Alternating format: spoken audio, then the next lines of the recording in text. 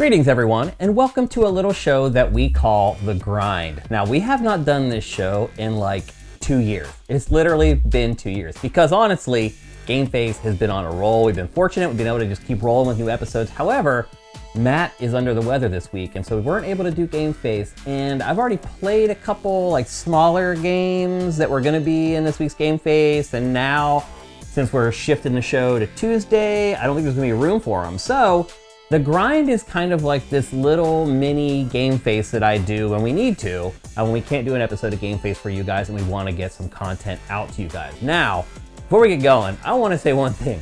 I hope some of you guys are watching this. It's been very frustrating lately to realize that you guys aren't watching shows that I work really hard on. And look, if you guys watch a show and you don't like it, and you don't want to watch it again, that's totally cool. I get that. Like, that's part of the process. The thing is, like, you guys aren't even watching the first episode of new shows. Like, look, let's have a come to Jesus moment here, people, because I'm killing myself to do this. Like, I'm working my butt off, and, like, nobody's watching our new shows, or even giving them a chance. So, let's talk about this. Like, if you guys are not interested at all in anything other than Pactor Factor and GameFace, please just tell me, because it would make my life so much easier. And again, it's like, if I create a new show or a new segment and you guys watch it and you don't like it, that's totally cool. But you're not even giving them a chance. Like, look, if you can tell me right now that I can just do GameFace every week and Pactor Factor every week, and you're not gonna drop your pledge, that's cool. That would change my life drastically. So if that's the case, like, just be honest and like just tell us. Like, and again, on our Patreon, like, I understand like we're different because we have a website and most Patreons don't have a separate website, and so you leave your comments on the Patreon. So I do understand that, you know, the engagement on our Patreon is low because a lot of our patrons are going to sifted.net, and that's where they leave their comments and that's where they engage. And I would argue you guys should all be doing that. However, like, we're getting no engagement on our Patreon. Like, none. Not even any feedback on stuff to let us know if you guys like stuff. Like, it's very hard to be a creative without getting any feedback, whether it's positive or negative. I just feel like I'm wasting my time, man. Like, we just did the Power Rankings episode. The first episode did amazing. Like, you guys, it didn't do amazing views, but you guys watched it and you engaged. And I was like, okay, like, it didn't do a ton of views. Like, a lot of people didn't give it a chance at all, but the people that did really seemed to like it. And then I literally kill myself to make the second episode. Like, that show is really hard to produce. And nobody watched and nobody engaged. Like, you gotta understand how frustrating that is for somebody like me, who's literally like working 80 hours a week to do this stuff, and then you guys don't even give it a chance. So look, I'm not trying to guilt trip you guys. I'm just trying to get like to the truth here. Like, again, if you guys are just patrons, because you just want to watch GameFace or listen to GameFace early every week, cool. Like, if I could go to just doing GameFace as my sole job, that would be like a dream come true. I'm trying to give you guys more value for your pledge dollars, but you don't seem to want it. So if that's the case, like, please just let me know. Again, it would make my life so much easier if I wasn't trying to come up with new concepts and new ideas and then producing them and putting them out there and not getting anything back. So again, a little bit of honesty on both sides I think is great. I'm being honest with you about it right now. It's killing me to do this stuff. And hopefully you guys can be honest with me and say, Shane, don't do that anymore. Don't kill yourself anymore.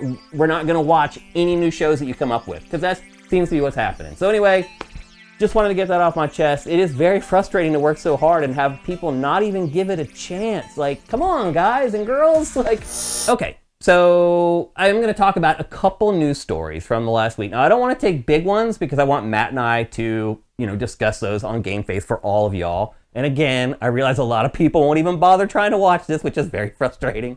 But anyway, I do want to talk about a couple topics that probably wouldn't make the cut for GameFace, but I think they're still worthy of discussion. Now, the first thing that kind of come across my desk this week that really struck a chord with me were financials for Microsoft. Now, on one side, they were pretty good. So Microsoft is now starting to make all the money from Activision Blizzard's games as a service, basically. So all the money's starting to pour in now for Diablo 4, it's coming in for Call of Duty, it's coming in for Overwatch 2. And so technically, Microsoft's financials are good. However, on the hardware side, once again, Microsoft shared that Xbox hardware sales were down 30% year over year. Again, this is the second year in a row. In fact, almost a year to the day, Microsoft put out the same exact press release saying that Xbox hardware sales were down 30% year over year. So now, over the last 2 years, hardware sales are down 60% year over year. 60%. People, look, I know there's some Xbox fans out there, and you guys, you hope that Xbox continues. And I know Microsoft is like, oh, we're putting out another console. It's going to be the biggest leap in the history of video game consoles, which you probably shouldn't believe if you understand reality. I get all that, but man, things are so bad. Like right now, Xbox Series X is like in the waters of like the GameCube. And if you remember, the GameCube sold 20-some million. Like that's kind of where Xbox Series X is sitting right now. And like literally, there are only 30% of the launch year sales left at this point. It is a disaster. I am not confident at all that there will be another piece of Xbox hardware. The other thing too is that we found out this week that a lot of that money that Microsoft is making off of Activision Blizzard's games are coming from PlayStation. Look, if you're an Xbox fan, I'm sorry. This generation has really turned out rotten and things haven't worked out the way that anybody really hoped, I think. I think everybody wants Xbox to be competitive with PlayStation because what happens when you're competitive is it makes everybody better. And so then you don't get average games, you get amazing games because everyone's competing with each other to make the best games possible. So I think everybody wants Xbox to be a viable competitor in the market. But let's just be honest, people, as of right now, it just simply isn't. Kind of drafting off of the prior story I just talked about, Fallout. It's insane what's going on with Fallout right now. So, as you all know, the Fallout TV show came out. Pretty much unanimously, everybody loves it, myself included. I think it's a great TV show. Maybe the best video game adaptation ever. I think that's splitting hairs between it and The Last of Us. Still really good.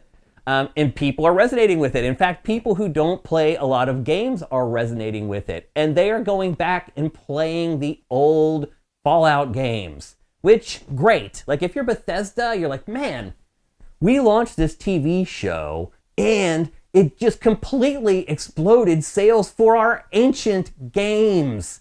Fallout 4 is ancient. Fallout 76 is getting there. Sales for both of those games have skyrocketed, so much so that pretty much every website right now is creating new guides for Fallout 4. It's crazy. But here's the thing, it's like, what message do you take away from that? Or what message does that send? So I guess if you're Bethesda, you're like, wow, we don't really need to create new Fallout games because if we can just do a TV show, all our old games will start selling like we just released a new one. So if you're Bethesda, you're like, should we make it Fallout 5 or should we just keep creating new seasons of Fallout TV show? Now, I would say this, you're not going to get the same pin action off the second season of the TV show as you did off the first. That's just simply not going to happen. But you will still get pin action. There's no doubt about it. So you kind of are facing for Bethesda, the law of diminishing returns there, where with each subsequent season of Fallout or each new film, the pin action is going to be muted or less than it was the time before. So this isn't a winning strategy over the long haul. But to me, what it really points out more than anything is that Bethesda is just falling behind. It does not have the resources to maximize its IP. Look, we can't, after the Fallout TV show, we can't sit around and wait for like 7 years for Fallout 5. That's absurd. I mean, it's absurd we're going to wait that long for the next Elder Scrolls. Like, staff the hell up, Bethesda. This is insane. Like, here's what Bethesda needs to do. They either need to staff up and drastically expand their developmental capabilities and let Todd Howard just go around from project to project like Miyamoto used to and just sprinkle his magic on each one of them and get more games out. Or you can allow somebody else to make a Fallout game. Look, you let somebody else make a Fallout TV show that came out great with just Todd Howard there, like making sure that they didn't screw up. Do the same thing with the games. There are tons of developers out there that would be over the moon to be able to create Fallout 5, to be able to say, we made a Fallout game. that's just huge for the developer, and it would work out great for Bethesda. So what the success of the Fallout show has shown me is that Bethesda was not very forward-thinking at all. And it's still not very forward-thinking because it's still telling us, like, we don't know when a new Fallout game's coming out. Keep playing these old ones. And now I will say this, it is good that Fallout 76 is at a decent place now, because if this had happened back when Fallout 76 launched, this would not be happening. People would not be flocking to Fallout 76. So, in one way, it is good that Bethesda stuck with Fallout 76, and maybe that was part of the plan, was like, hey, all our fans hate Fallout 76, but we know we have this show coming that we think is going to be pretty good. Maybe we should keep working on Fallout 76 because maybe it will pay off one day. Regardless of how you look at it, right now, Bethesda is leaving tons of money on the table. So the OG Game Boy turned 35 years old this week, and I have to admit that it is a Nintendo platform that I do not have much affinity for. When I first got into the industry back in like 1999, 2000 at GameSpot, that was the Game Boy era, and just as I got there, like the Game Boy Color came out, and so I got there just in time, so everyone on staff was buying their Game Boy Colors, blah, blah, blah.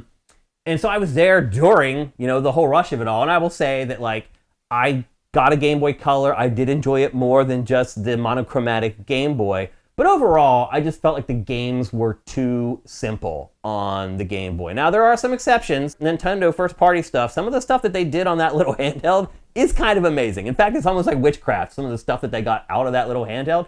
Still, to me, my Game Boy was a Tetris machine. I basically just used it to play Tetris whenever I wanted to play Tetris. And it's kind of funny, that's how gaming was back then, but that's how I felt about it. There were never really any Game Boy games that I was like, oh, this is like my Game of the Year contender. Although I'll say this, in hindsight, I see more of those now than I did back then. But overall, for me, the Game Boy was hard to view, like if you couldn't even like use it in certain lighting conditions, and then the Game Boy Color wasn't much better in that regard, and then the GBA wasn't much better in that regard after that. But I just, for whatever reason, like none of those games ever stuck with me. And the other thing too is that it feels like most of the best Game Boy games are now being remade, which to me kind of makes the old handheld irrelevant. Now, I'm not an idiot. Obviously, I understand that the Game Boy was the beginning of Nintendo's history in handheld gaming, where it has had unbounded success and has really kind of turned the industry on its side. You've seen, PlayStation try to copy it with its own handhelds. Now Microsoft is talking about doing a handheld.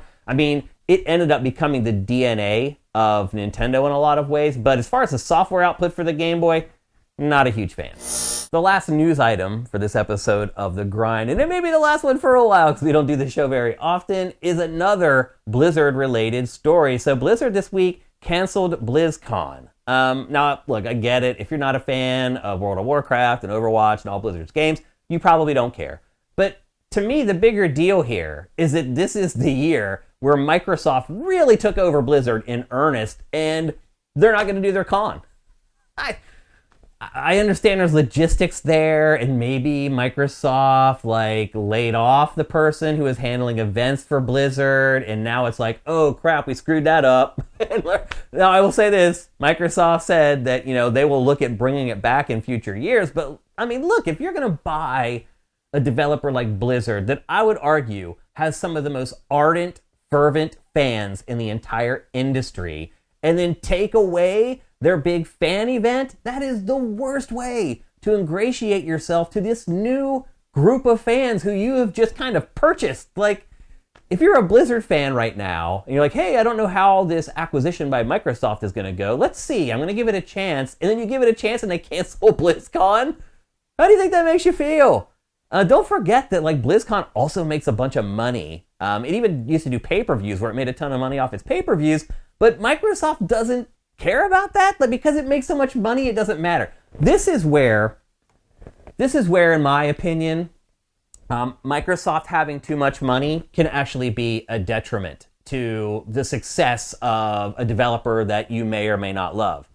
Because Microsoft bets much bigger on things than you're used to with other video game developers and publishers. To Blizzard, as it stood on its own, BlizzCon was amazing. It was a great chance to reconnect with fans, to show off your new products to people who are very receptive to them, and make a nice chunk of money at the same time. That nice chunk of money isn't so nice to Microsoft. It is playing on a much bigger scale. And so, you're going to see some of this smaller scale stuff go away, like BlizzCon. Now, I'm not a huge Blizzard fan. I'm not really a huge fan of anything in that way, really. I have been to BlizzCon a couple times. I think it's a great event. Like, you go there, the vibes are really good. It's kind of like PAX in that way. Just a bunch of people who love video games getting together to celebrate. And that's awesome. Like, just losing that spark between players, like, it's sad to me. So I like to say the jury is still out on Microsoft's acquisition of Activision Blizzard, but I'll just be honest with you, it just feels like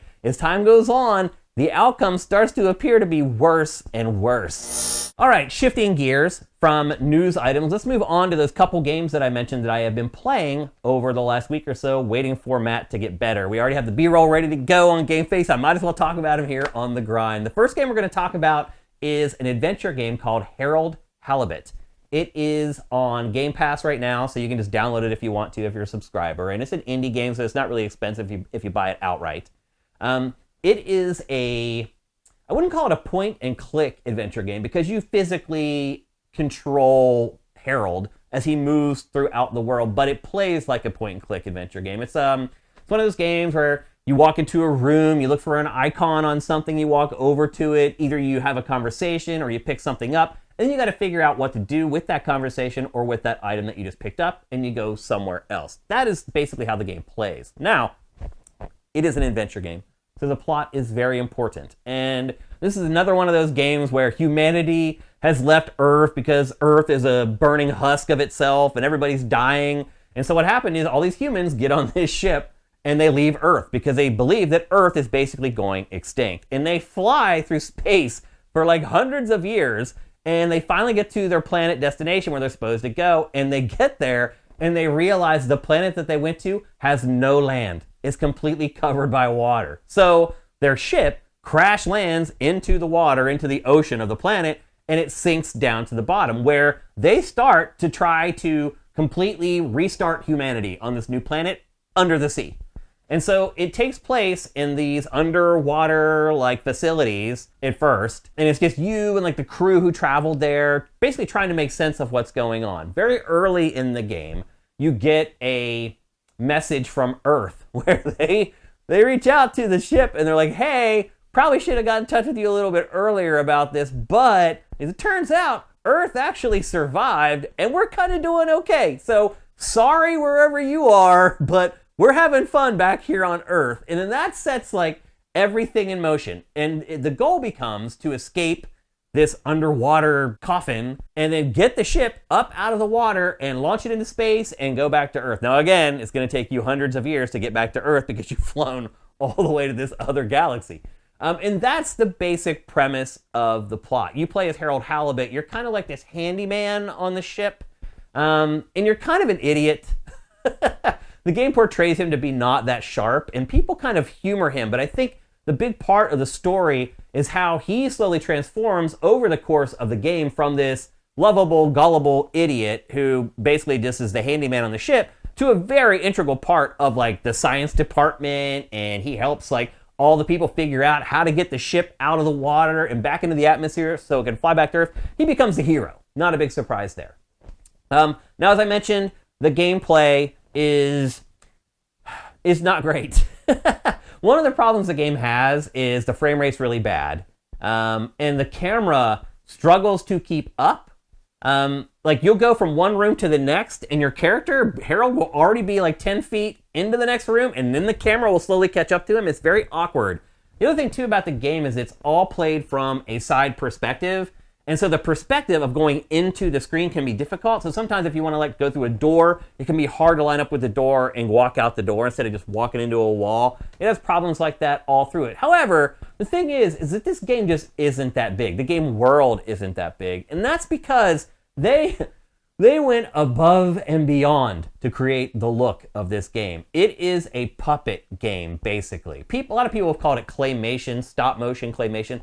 It is stop motion, but they're puppets. These characters are basically made out of wood, and they look like they're made out of wood. And then what they do is they use CG to render the mouths when they talk. And I think they use some CG to handle some of the animations and stuff too. They're not like on string, so to speak.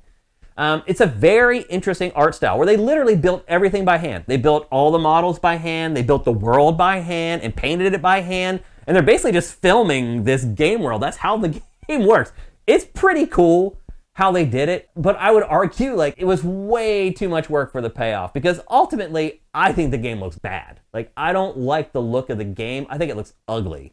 I think the characters are hard to look at. They do emote pretty well for literally being made out of wood, but it's just, to me, it's just an unattractive looking game. And the other part too is that because the work that went into building this game, the world is tiny. Like, literally, it's like 4 or 5 rooms. Like, eventually you get a cave area that I'm not going to spoil what's down in the cave. Eventually this big cave area opens up, and that almost doubles the actual physical size of it. But ultimately, there's like 5 or 6 rooms in this entire game, and there's like an elevator system where you're constantly using the elevator, and there's just tons of fetch quests. Go here and get this, and then go back to the elevator, figure out the right floor you need to go to, and then deliver the item, and then once you deliver the item, they tell you something that sets you off to the next quest, and that's kind of how it happens. Now, there are a couple moments in the game where they give you, and I don't want to spoil them, there's special gameplay segments where you do more than just walk around and talk to people. And they're handled pretty well, but they're generally used for iconic moments in the game. And I will say this, it's a smart tactic because it does make you remember those moments. And then at the end, there's a pretty crazy twist that I'm obviously not going to spoil, but to me, the game does drag on. Like, it starts pretty strong, first couple hours are pretty good, and then it settles into this malaise where you're slowly watching Harold go from idiot to savant. And it's just a very slow process of watching the people on the ship slowly gain trust in him and start giving him bigger responsibilities until he's one of the biggest leaders on the ship. So, again, the game is Harold Halibut. I would pay $20 for Harold Halibut. I did get bored with it at certain points, but I was like I've been waiting for Matt to like figure out whether he was going to be able to do GameFace or not, and I had got like 3 hours in, and I thought that was going to be good enough to talk on the show, but then he couldn't do the show, and so then I just kept going. I ended up finishing the game. The game is like pretty long. It took me like 5 or 6 hours. That may not seem long, but it feels long when you start playing it. So Harold Halibut, I saw people giving it 9s and 10s. I think a lot of that is because of the art style, and again, art is subjective. So I think it looks awful. You may think it looks amazing. I honestly think it looks like the creepy puppets from Mr. Rogers. Do you remember that magical world that the show would go to that was just all puppets that are just ugly puppets?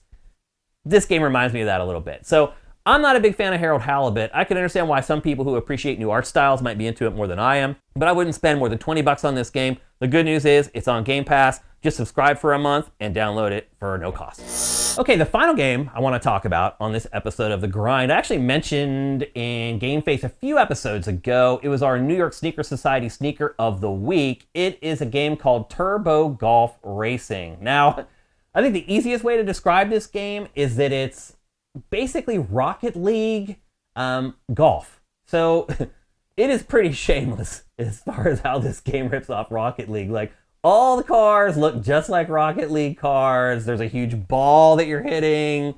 And it's generally supposed to be fast. Like, you have the whole flipping thing where you can flip forward and gain speed. You have a turbo button. The difference is you get a bunch of different power-ups in this game. But the thing about it is the power-ups don't seem to matter all that much. So there's basically 2 different modes that you can play in Turbo Golf Racing. One is a race where literally you start with everybody else on a line, countdown, burst out, hit your ball. The first person to get the ball in the hole wins the hole as fast as you can. And crazy stuff can happen. You can hit the ball, it can bounce off a tree and fly off the course, and you have to wait for it to respawn.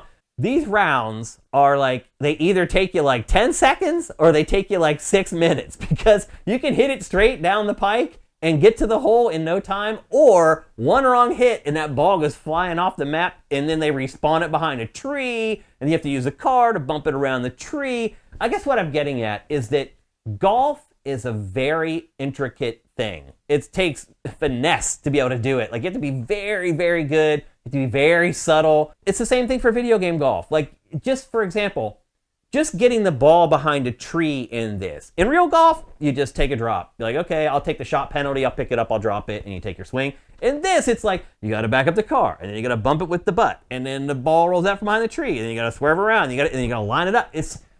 It's not ideal. Introducing the randomness of Rocket League into something that needs precision like golf, it's a little bit of a tough mix. Now, the other mode that you can play is more like traditional golf, meaning that it's just like you take your time with each shot and you count how many shots it takes to get the ball into the hole. Now, I would argue this is probably the better competitive option because when you're doing the race thing, like, it's just random. Random things can happen, the ball flies off the course, and you're just screwed. You're not going to win that round. When you're playing it like normal golf, taking time to line up each shot, thinking about each shot, like saying, okay, looking at the course layout and being like, okay, there's a dog leg right. Maybe I should just hit it over the dog leg instead of going around the bend. It brings in all those little minutia from golf that isn't in the other mode. And so I actually ended up preferring playing the shot-based mode, the more traditional golf version of this, versus the more action-based Rocket League type golf game. And that's pretty much all the options. Like, you can play those two different modes, like one-on-one and stuff like that. But those are basically the two main options that you play. One thing I will say, too, is that there aren't a ton of people playing the game. So sometimes it can take a while to match up with enough people because they let a ton of people in each match. But the game also will sub in bots to play. And there's been tons of times where there's like 10 cars in a match and like 3 of them are actually humans. So the lack of critical mass in the online modes is a little bit troubling, but I do think if this game gets enough marketing, it could get to a place where it has plenty of people to fill out all those slots with real human players. So another thing I should say is that this game is not free to play. You probably look at this, you're like, oh, it's Rocket League, it should just be free to play. I understand why you might think that. It's not free. However, it is only $10. But the caveat with that is this game has been built to be free to play. It has tons of cosmetics and different things that you can unlock as you play, and you can pay for them. And I will say this, it seems like so far, most of the stuff I've wanted, I've been able to pay for with in-game currency that I earned playing the game. So it's not like a pay-to-win or a freemium type game, but it does cost money. So at $10, it's not that big of an investment. If you really latch onto this game, you can get tons and tons of replay value out of it. I've actually spent a good amount of time playing it already. If I had spent $10 on this, I definitely would have felt like I got my money's worth. However, I do think within 6 months, this game is probably going to go free to play. And so if you're interested in saving your $10, I think you can do that. And then in a handful of months, you'll probably be able to just download it for free. And again, the framework and the structure with like the battle pass and unlocks, all that stuff is there. All the cosmetics are there. And there's also stuff that you can unlock that actually makes you better at the game. And that might be the rub eventually. Like, one thing that I could unlock is like making the ball bigger so it's easier to hit and easier to be accurate with. And that actually changes how you perform inside the game. So there is a little bit of the longer you've played it, the more likely you are to do well at it. And that won't work with free-to-play games. So they will have to do some adjusting in that stuff. Now, back to the power-ups that I mentioned earlier, there are some pretty crazy ones. Like, there's ones where like the ball becomes a magnet to your car. You can basically just drive it to the hole. There are some that give you turbo boost. There's some that give you like bigger hits and all these kind of different things. I found that those things just became annoying. Now, look, if I played it for the next 6 months, I might start getting better with the power-ups and I might use them more often, but I just found them to be a distraction. A lot of times I'd get like a power-up with a turbo boost and I'd just fly off the screen. There's also environmental stuff in the game. Like one of the power-ups you can get is the ability to make sure that your ball doesn't slow down in the rough or in like a sand trap. So there are areas that will slow your ball down on the course, but there's also areas that will make it speed up. There's like these speed pads on the ground, and once you get good at the game, you start getting accurate with how you hit your drives. If you can get them to land on one of those pads, a lot of times you get like an extra 100 yards out of your drive, and a lot of times that really is the key to victory. So again, Turbo Golf Racing, it's available for pretty much everything. It's $10. I've already got $10 of fun out of this thing. It's been interesting exploring it. It'll be interesting to see how they change it over time because, one, I think they may go free to play over time, but I'm also wondering if like they can tweak the physics of the cars because while it looks like Rocket League, the cars don't control like Rocket League. They try to make them control like Rocket League, but they're just not as responsive as Rocket League cars are. So it does feel a little bit like you're trying to do something with like mittens on it. It's like you're trying to type with mittens. But I did have fun with the game. Again, it is only $10. It's available for pretty much everything. I do think it goes free to play in the not too distant future, but I don't think you'll feel ripped off if you spend $10 on it right now. Okay, that's it for the grind. The first one we've done in a couple years. Again, let me know how you guys are feeling. Like if stuff like this, if you don't care, you're like, Shane, I'm only gonna watch GameFace and I'm only gonna watch Pact or Factor. Again, that's totally cool. Just be honest with me. Because again, I'm doing a lot of work and you guys aren't even like trying the stuff. Like, and if you're just not interested in trying new content types or whatever, totally cool. I just think it's better if we're honest, and it'll make my life a lot better too if I'm doing work that I don't need to be doing. That could change my life drastically. So let's be honest with each other, and we'll see you for GameFace on Tuesday.